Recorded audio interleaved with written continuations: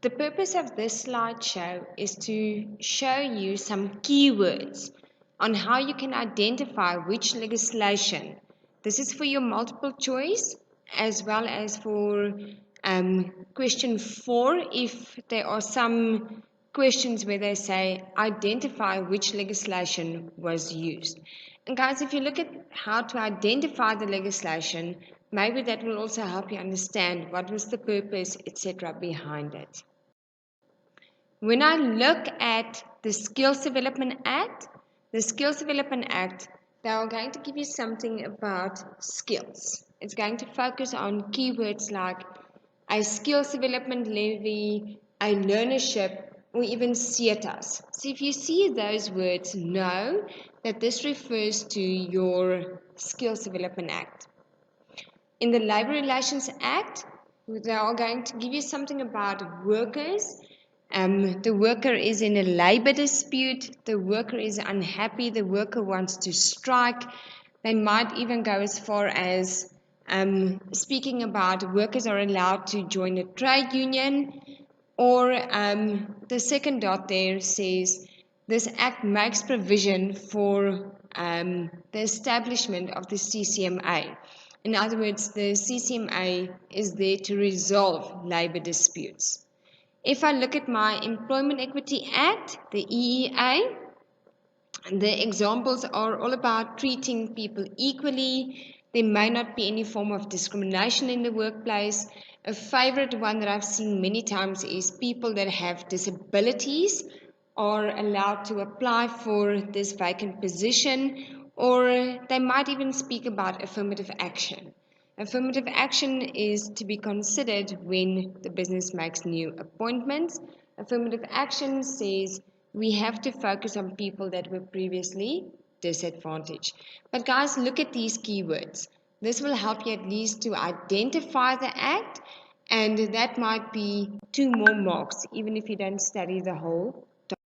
When I look at the BCA, they are going to give you something with regard to employees' contracts, but also they are going to refer to things like the provisions, the leave, the working hours, the working on public holidays, anything with regard to the provisions. If I look at COIDA, they are going to give you something about an accident or an injury that happened at the workplace. Remember that COIDA is a type of insurance, and all of the employers pay for this insurance on behalf of the employees. Should there be an accident, should there be an injury, should there be a reported disease caused by working, then or even a fatality where a person has died, then COIDA will pay out. Remember, if you look at dot number 2 there, the business has bribed one of the employees not to report the injury. Guys, that will be seen as a discrimination to this act because all accidents have to be reported.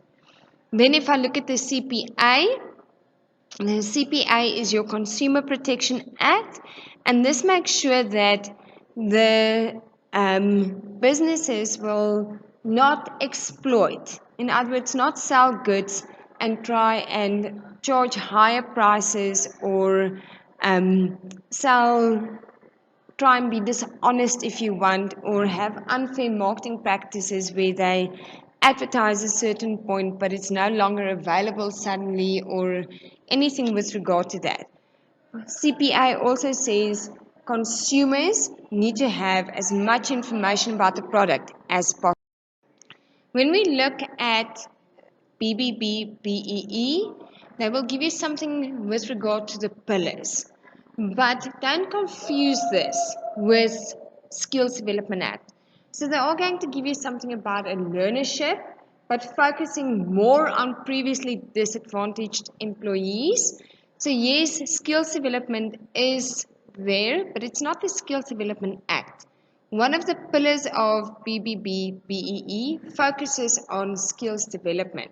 They might speak something about a scorecard, they might speak something about black people, they might speak something about misrepresentation or fronting, where they say that people are making up a incorrect scorecard to get a higher rating, or they might even speak about something contributing to the development of black suppliers.